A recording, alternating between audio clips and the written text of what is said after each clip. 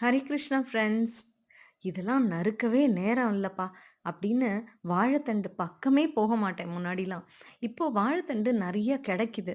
அதனால வாங்கிட்டு வந்தேன். அ அது வந்து இன்னைக்கு தான் யோசிச்சேன். ஏன் இத ஒரு ஸ்லைசர்ல போட்டு பார்க்கக்கூடாது அப்படின்னு. அவ்ளோ அழகா வெட்டுச்சுங்க. இனிமே எப்ப வேணா வாழைத்தண்டு வாங்கலாம்னு நெனைக்கிறப்பலாம் அப்படின்னு தோணுது.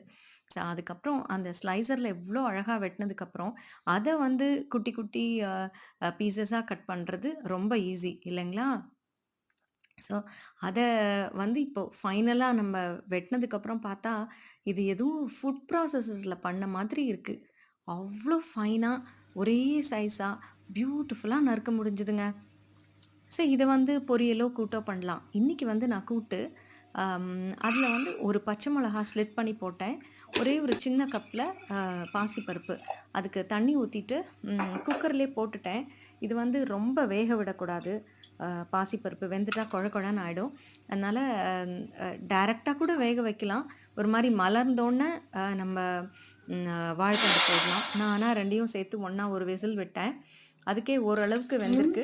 அதுக்கப்புறம் உப்பு போட்டுட்டு, கடுகு, உளுந்தம் பருப்பு, பெருங்காயம், கருவேப்பில தாளிச்சு கொட்டினோனே, சூப்பரான வாழைத்தண்டு கூட்டுக்கறி ரெடிங்க. இன்னைக்கு எங்க சமையல் மத்தியான சமையலுக்கு வாழைத்தண்டு கூட்டு.